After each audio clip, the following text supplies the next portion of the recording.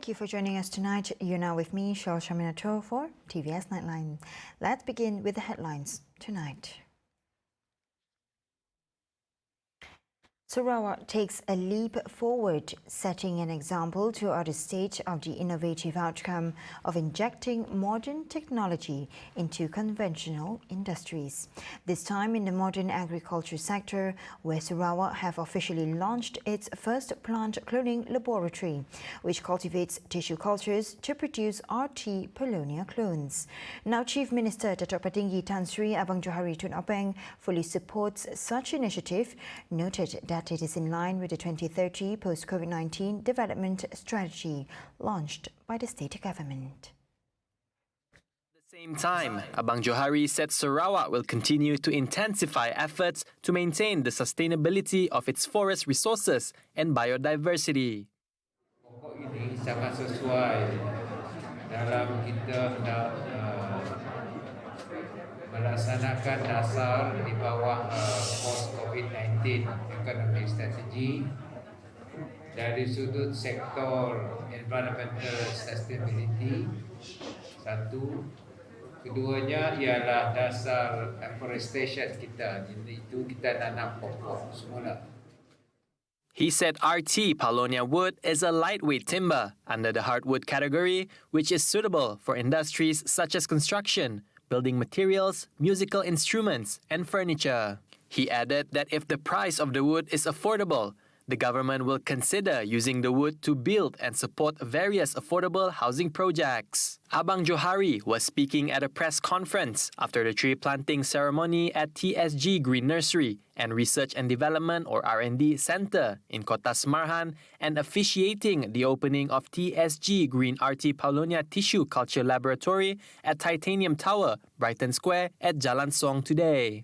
The company has established the first RT Paulownia Tissue Culture Laboratory in Sarawak to produce tree seed clones to be sold and supplied throughout the state. The Chief Minister believes that the planting of the trees will drive the development of the timber industry in Sarawak. Ini serupa dengan apa yang saya lihat di negara Norway dan Finland. Mereka menanam pokok pine semula. Dan ini saya nampak sesuai dengan cara di mana negara di Skandinavia ini menambahkan pokok-pokok mereka hingga mereka mempunyai industri yang berasas kepada kayu kayan ini, di mana bahan mentahnya datang daripada planted forest.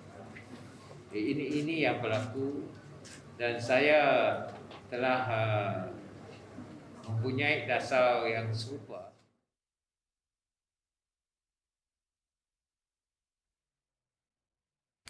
Revotropics Paulownia or RT Paulownia trees comes with a lot of benefits and possess fast-growing properties where it only takes 3 to 4 years for the tree to be fully grown and able to be harvested.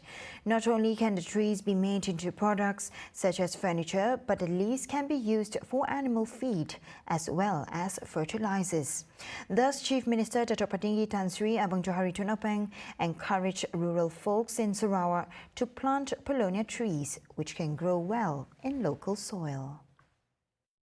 Satu pokok yang boleh tumbuh dengan cepat, fast growing tree is number one, and then you can plant this tree in our degraded forest. Number two is we can absorb the carbon emission because of the size of the leaf. Number two. Number three, dia punya produk begitu banyak. Daripada kayu, of course, furniture, buat rumah. Abang Johari reiterated that the leaves, if crushed, can double as an organic fertilizer for plants. He added that the tree would contribute largely to the agriculture sector. Abang Johari said this after visiting TSG Green Sendirian Berhad's RT Paulownia farm in Semarhan, followed by plant cloning laboratory at Titanium Tower, Brighton Square at Jalan Song today. Abang Johari also took the opportunity to congratulate TSG Green for developing innovative technologies in Sarawak, stating that RT Paulownia trees are light and the pricing of such timber will not be expensive. And now on to the next update. Gabungan Party Sarawak or GPS will not take the 12th Sarawak state election easily, although they are beyond expectations to defend the current state government's administration. Now its chairman, Datuk Patinggi Tan Sri Abang Johari Tunaping said this was because all parties are facing the new norms of the campaigning for the state election. As an example, Abang Johari, although having contested 9 times in the state election, said he takes every edition of the election seriously. Telah bertanding 9 kali. Dan insya-Allah kalau ini saya bertanding kali ke-10. Apabila you face election, don't be complacent. Walaupun you rasa you kuat, jangan sekali.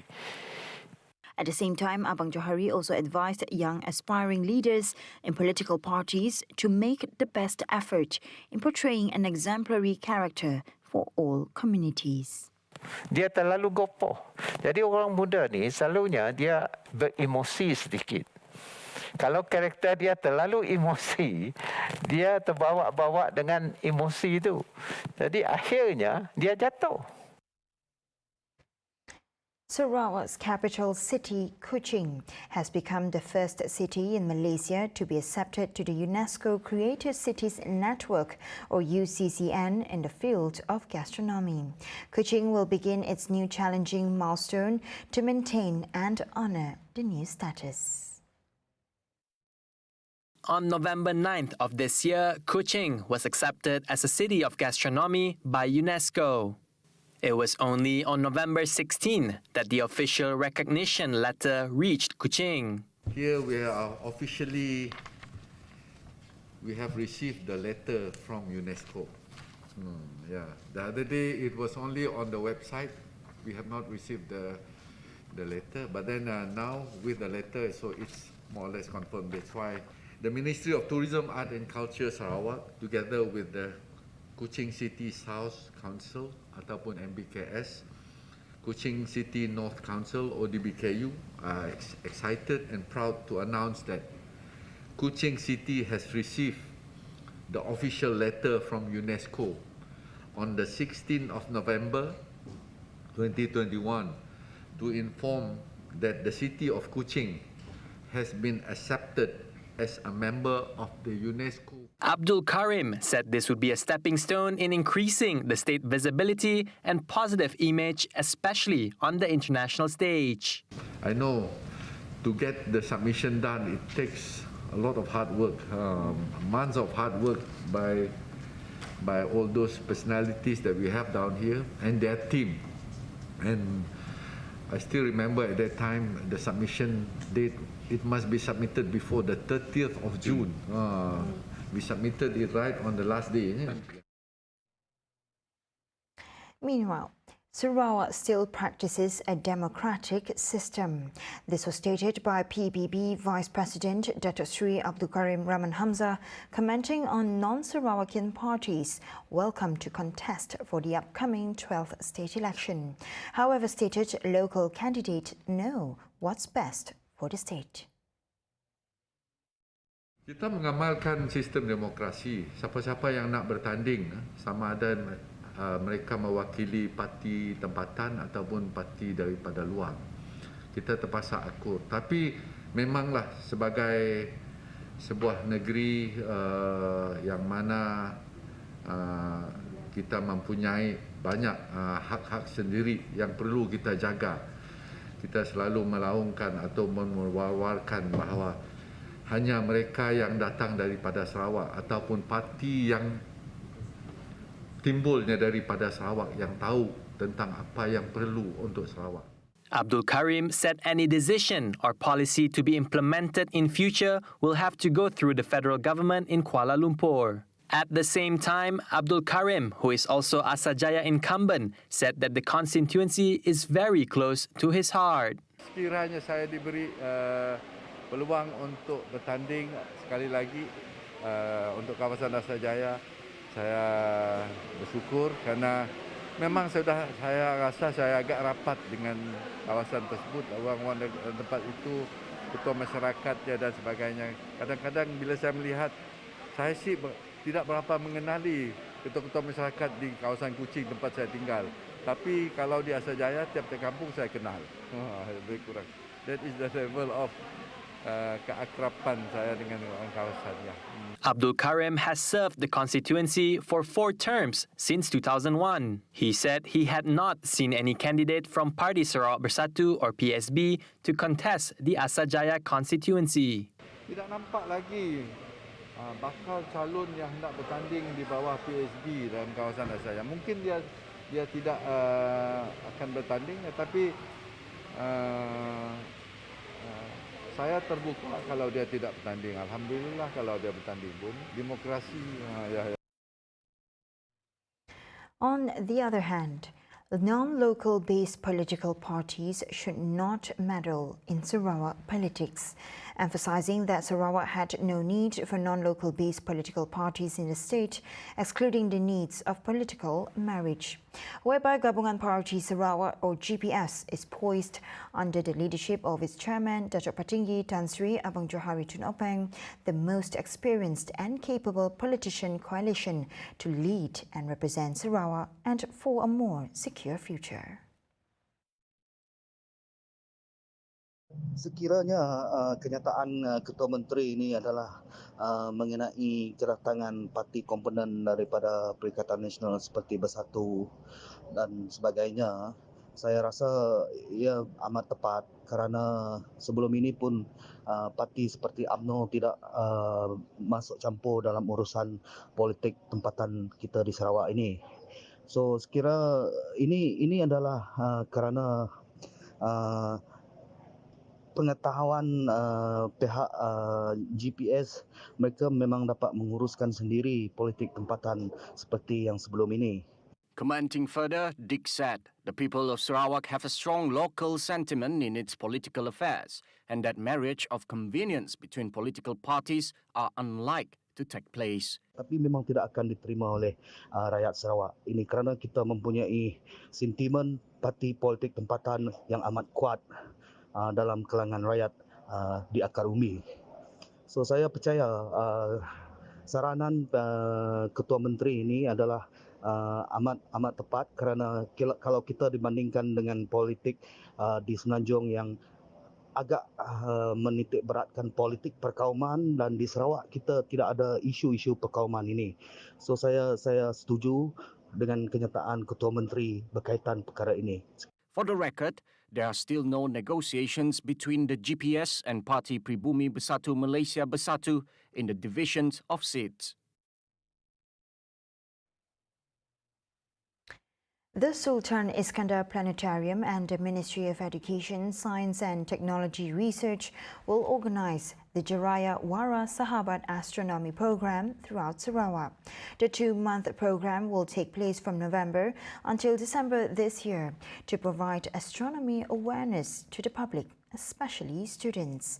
The main attraction of the program is a mini planetarium whereby visitors can experience space and the universe through a simulation of the night sky with planets, moons and constellations projected digitally. Besides that, viewers can also watch a digital astronomy show which was produced by an international team. The Sultan Iskandar Planetarium in the statement said there will also be hands-on activities where students can learn to draw stars and how to operate the planetarium software. There will also be a quiz about astronomy and science exhibition which will be held in schools. This time, the program will be held at popular locations in order to attract visitors from various age levels in Kuching, Sri Aman, Sibu, Bintulu and Miri. Emphasize on the standard operating procedures SOP for the prevention of COVID-19 to adhere to throughout the duration of the program.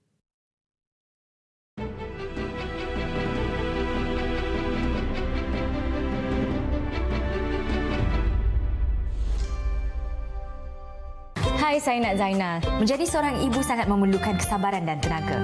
Semua perlu disediakan untuk anak-anak agar hari mereka sempurna. Tak perlu lagi risau tentang kualiti.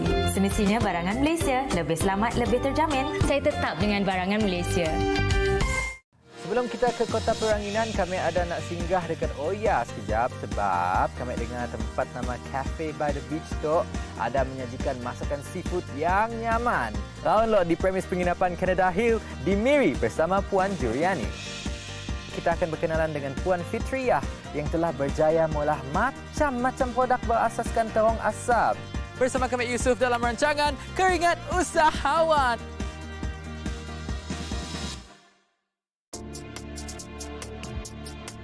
Selama 58 tahun Sarawak Merdeka, kerajaan negeri telah berusaha membangunkan negeri dan mengutamakan keselesaan rakyat. Sarawak telah mencapai kemajuan pesat dalam segala aspek pembangunan dari segi fizikal, ekonomi dan sosial. Bagi mengikuti semua kemajuan yang telah dan bakal dilaksanakan, saksikan Randau Jalai Pemansang program temu bual berbahasa Iban bermula 17 Oktober ini setiap Ahad jam 9 malam hanya di TVS saluran 122 Astro dan MyTV. Anak yang tidak mendapat cukup makanan berkhasiat berisiko mengalami masalah berat badan, susut serta bantut. Kurang zat makanan akan menyebabkan anak kita kelihatan kecil dan rendah dari rakan sebaya, sering sakit, tidak aktif, bermasalah dalam pembelajaran, tidak produktif, kurang keyakinan diri dan berisiko kepada masalah penyakit lain.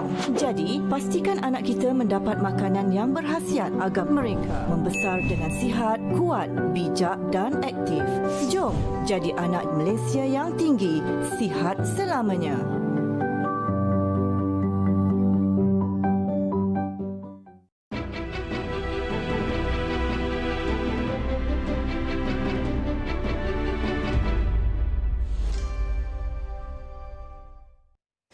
Welcome back to the Nightline with the COVID-19 development.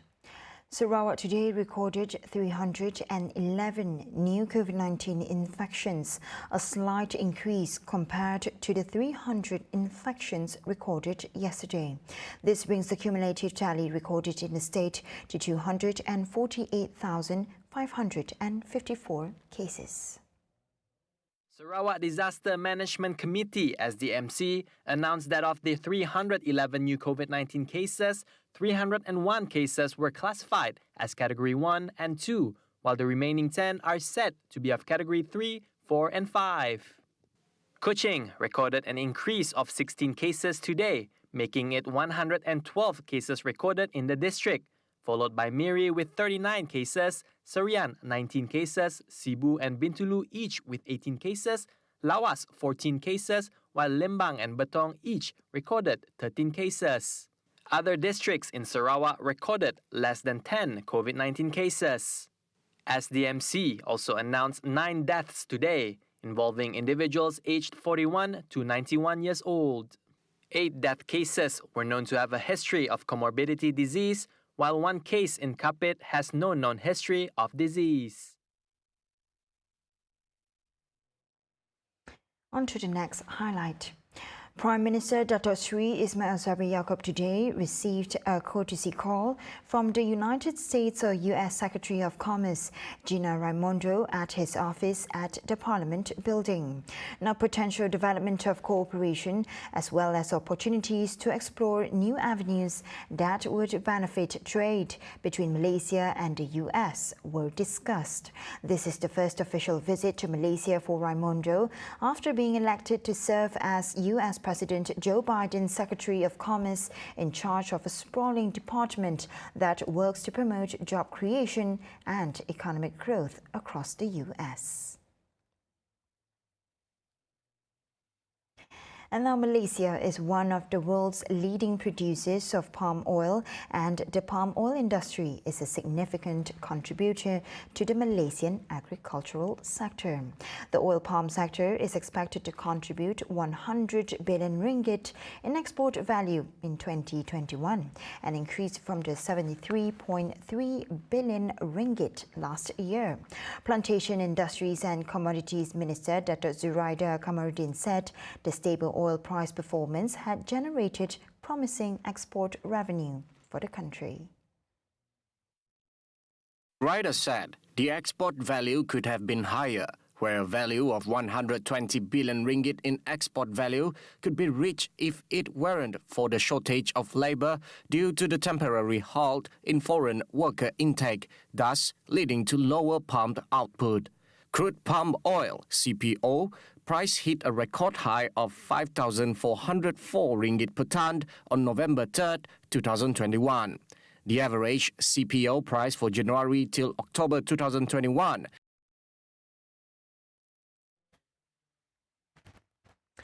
Just 2 days remain before the long-awaited Melaka election kicks off, another election to take place under the new norm. Worried for a low turnout rate during the election, the Melaka government has declared Saturday, November 20, as a special public holiday to enable the people to go out and vote in the state election. State Secretary Datuk Kamil Mohamad in the statement today said the declaration was in accordance with subsection 9(1) of the Holidays Act 1951. The Melaka state election was called following the dissolution of the State Assembly on October 4 after Chief Minister Datuk Sri Sulaiman Ali lost majority support in the State Legislative Assembly.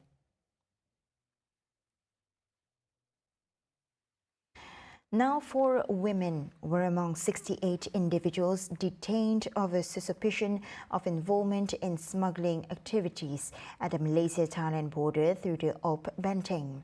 Operations conducted from October 17 until yesterday, November 17. General Operations Force 9 Battalion Commanding Officer Superintendent Nur Azizan Yusuf said all those arrested were locals and believed to be involved in the activities. Commenting further, Nur Azizan said the modus operandi for the smugglers was to smuggle in goods from the neighbouring country through illegal bases and leave them on the banks of Sungai Golok before other parties came to pick them up. Additionally, most of the smugglers were detained in several hotspots bordering Thailand, namely in the Pasir Mas, Rantau Panjang, Tanah Merah and Tumpat districts. In a bid to contravene the government's target to ensure that the price for 5G will not be higher than the price of 4G. As such, the setting of the price to obtain 3 spectra to roll out the national 5th generation of 5G network in the country is done through consultation with the Malaysian Communications and Multimedia Commission (MCMC), using the Reference Access Order or RAO method.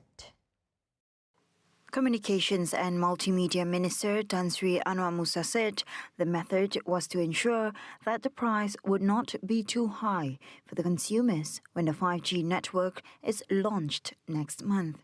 Communications and Multimedia Minister Tan Sri Anwar Musa said the cost for the government is a non-issue as the 5G rollout is not using any government fund. In fact, it is arranged by the private sector and it also does not use the wholesale concept to avoid unreasonably high price for the consumers. Anwar ensured that the price for 5G will not be higher than the price of 4G.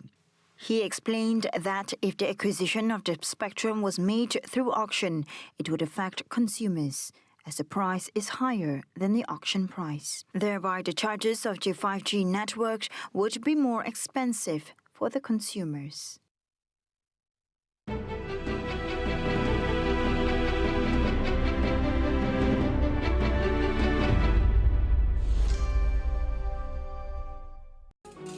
A relationship on the edge.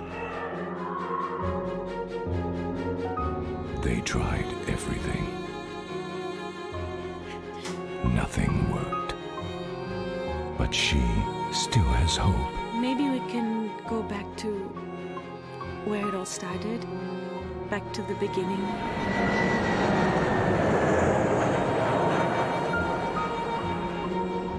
Until she finds the note. Heran akhir penyiasaan ini. Dan aku tahu di mana jawabannya. Langit bertemu laut, disitulah tempatnya. I kena bagi tahu you. Ada macam orang nota you. No, I'm not going to jump off some stupid cliff, okay? There's a fine line between love Bertuahnya Malaysia memiliki 42 buah pulau yang telah digazetkan sebagai taman-taman laut untuk melindungi pelbagai habitat dan hidupan marin akuatik. Ayuh, mari kita terokai keindahan dasar laut kita. Tiada yang seindah. Jom, cuti-cuti Malaysia. Mempesona.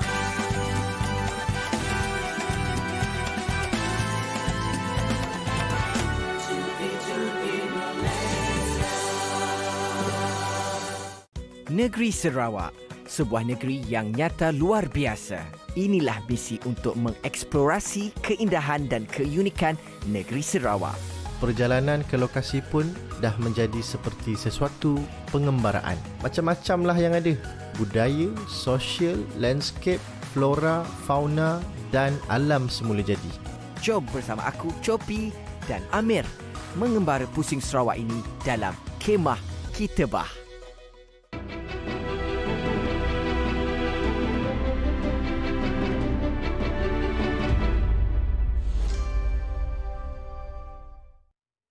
Thank you for staying with me. And now on to our world affairs.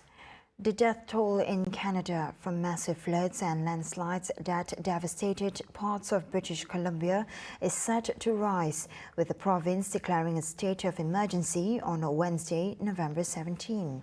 Authorities have confirmed one death after torrential rains and mudslides destroyed roads and left several towns isolated. Provincial Premier John Hogan said more fatalities are to be expected in the coming days. Travel restrictions will be brought in as well as transportation to ensure that essential goods, medical and emergency services are able to reach the communities in need. The massive floods and mudslides also severed access to the country's largest port in Vancouver, disrupting global supply chains already struggling to deal with problems caused by COVID-19.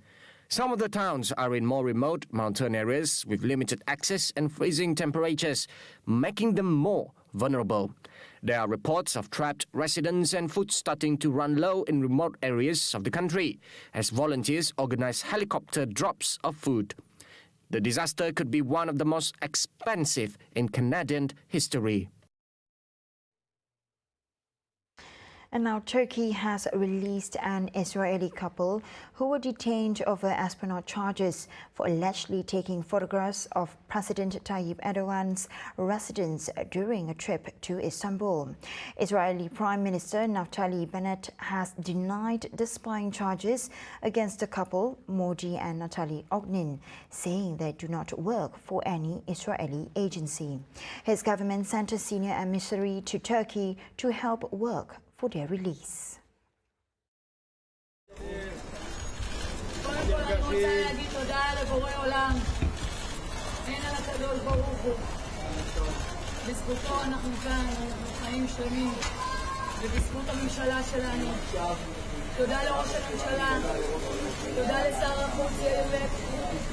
מר יאיר לפיד, תודה לנשיא המדינה, תודה למשרד החוץ, תודה לכל עם ישראל, תודה לכל מי שעזר ותמך.